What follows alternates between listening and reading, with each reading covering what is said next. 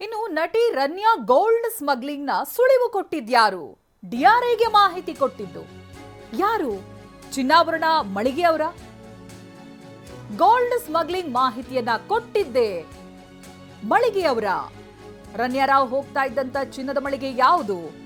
ಚಿನ್ನಾಭರಣ ತಯಾರಿಸ್ತಾ ಇರುವ ಸಂಸ್ಥೆಗಳು ಯಾವುವು? ಏರ್ಪೋರ್ಟ್ ಮೂಲಕವಾಗಿ ಹೇಗೆ ಟ್ರಾವೆಲ್ ಮಾಡ್ತಾ ಇದ್ಲು?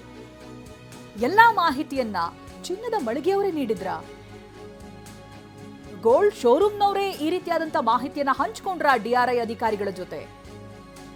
ಇದೇ ಮಾಹಿತಿಯ ಆಧಾರದಲ್ಲೇ ಡಿಆರ್ಐ ಸಿಬಿಐನಿಂದ ತನಿಖೆ ನಡೀತಾ ಇದೆಯಾ? ಮೂಲವಾಗಿ ಪ್ರಮುಖವಾಗಿ ಡಿಆರ್ಐ ಅಧಿಕಾರಿಗಳಿಗೆ ಸೂಚನೆಯನ್ನ ಕೊಟ್ಟಿದ್ದೆ ಗೋಲ್ಡ್ ಶೋರೂಮ್ನವರ?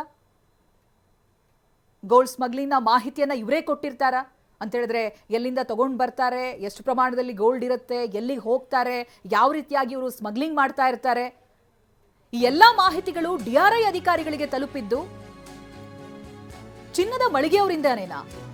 ಈ ರೀತಿಯಾಗಿ ಒಂದು ಅನುಮಾನ ಹುಟ್ಟುಕೊಳ್ತಾ ಇದೆ. ಇನ್ನು ನಟಿ ರನ್ಯಾಗೆ ರಾಜಕೀಯ ನಂಟಿದ್ಯಾ? ರನ್ಯಾ ಕಂಪನಿಗೆ 12 ಎಕರೆ ಜಮೀನ್ ಮಂಜೂರಾಗಿದೆ.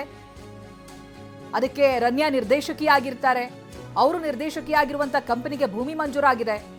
ಕ್ಸಿರೋಡಾ ಇಂಡಿಯಾ ಪ್ರೈವೇಟ್ ಲಿಮಿಟೆಡ್ ಕಂಪನಿ ಇದು. 2023ರಲ್ಲಿ ಕೆಐಎಡಿಬಿ ಇಂದ 12 ಎಕರೆ ಜಮೀನು ಮಂಜೂರಾಗಿರುತ್ತೆ. ಇದೀಗ ಜಮೀನು ಮಂಜೂರಾಗಿರುವಂತಹ ದಾಖಲೆ ಟಿವಿ9ಗೆ ಲಭ್ಯವಾಗಿದೆ, ತೋರಿಸ್ತೀವಿ. ಅಂತ ಹೇಳಿದ್ರೆ ಅಲ್ಲಿಗೆ ನಟಿ ರನ್ಯಾ ರಾವ್ಗೆ ರಾಜಕೀಯ ನಂಟು ಕೂಡ ಇದೆಯಾ?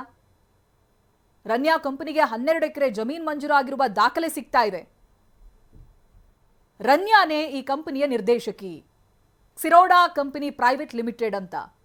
2023ರಲ್ಲಿ ಕೆಐಎಡಿಬಿ ಇಂದ 12 ಎಕರೆ ಜಮೀನು ಮಂಜೂರಾಗಿದೆ ಇದೇ ಕಂಪನಿಗೆ.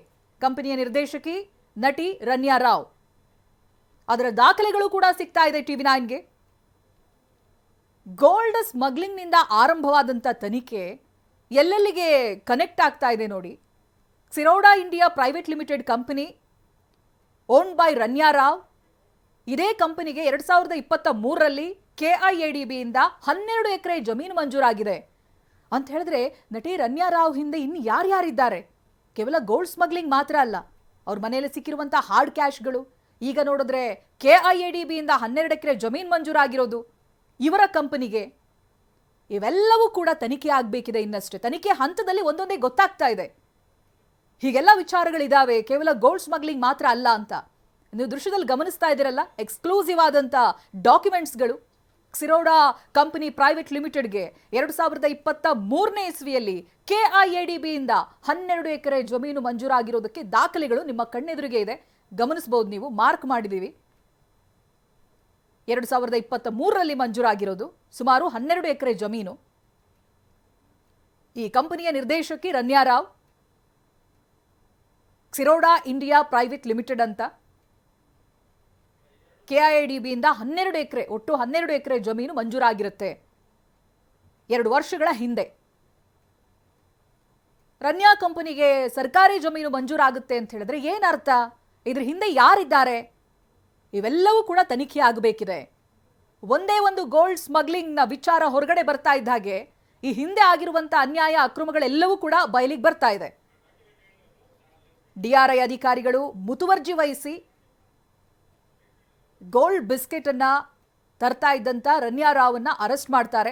ಆ ನಂತರದಲ್ಲಿ ಇಷ್ಟೆಲ್ಲಾ ವಿಚಾರಗಳು ಗೊತ್ತಾಗ್ತಾ ಇದೆ.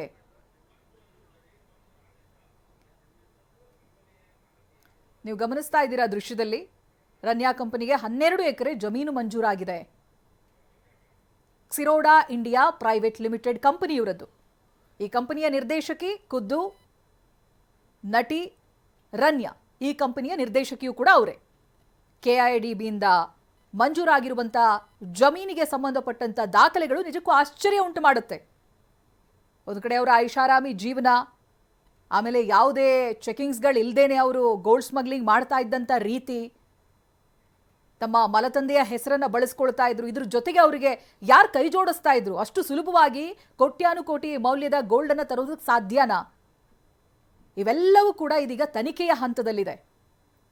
ಈ ಬಗ್ಗೆ ಡೀಟೇಲ್ಸ್ ಅನ್ನ ಪಡೆದುಕೊಳ್ತಾ ಹೋಗ್ತೀನಿ. ಪ್ರತಿನಿಧಿ ರಾಚಪ್ಪ ಲೈವ್ ನಲ್ಲಿ ಜಾಯ್ನ್ ಆಗ್ತಾ ಇದ್ದಾರೆ. ರಾಚಪ್ಪ, ನೋಡಿ, ಒಂದ್ ಕಡೆ ಸ್ಮಗ್ಲಿಂಗ್ ವಿಚಾರ ಹೊರಗಡೆ ಬಂತು, ಹಾರ್ಡ್ ಕ್ಯಾಶ್ಗಳು ಗೊತ್ತಾಯ್ತು.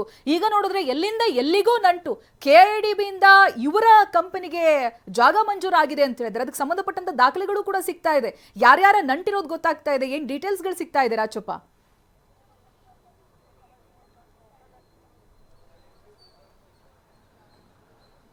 ಚೈತ್ರ, ಸದ್ಯಕ್ಕೆ ಸಿಕ್ಕಿರುವಂತಹ ದಾಖಲೆಯನ್ನು ನೋಡಿದಂತಹ ಸಂದರ್ಭದಲ್ಲಿ ರಣ್ಯಾರಾವ್ಗೆ ರಾಜಕೀಯ ವ್ಯಕ್ತಿಗಳ ನಂಟು ಇರೋದು ಮತ್ತಷ್ಟು ಖಾತ್ರಿ ಆಗ್ತಾ ಹೋಗುತ್ತೆ. ಅಂದ್ರೆ ತುಮಕೂರಿನ ಶಿರಾದಲ್ಲಿರುವಂತಹ ಇಂಡಸ್ಟ್ರಿಯಲ್ ಏರಿಯಾದಲ್ಲಿರುವಂತಹ ಸಿರೋಡಾ ಇಂಡಿಯಾ ಪ್ರೈವೇಟ್ ಲಿಮಿಟೆಡ್ ಅನ್ನುವಂತಹ ಕಂಪನಿ ಏನಿದೆ, ಇದು ಸ್ಟೀಲ್ ಅನ್ನ ಮ್ಯಾನುಫ್ಯಾಕ್ಚರ್ ಮಾಡುವಂತಹ ಒಂದು ಪ್ರಾಡಕ್ಟ್ ಅನ್ನ ಮ್ಯಾನುಫ್ಯಾಕ್ಚರ್ ಮಾಡುವಂತಹ ಒಂದು ಕಂಪನಿ.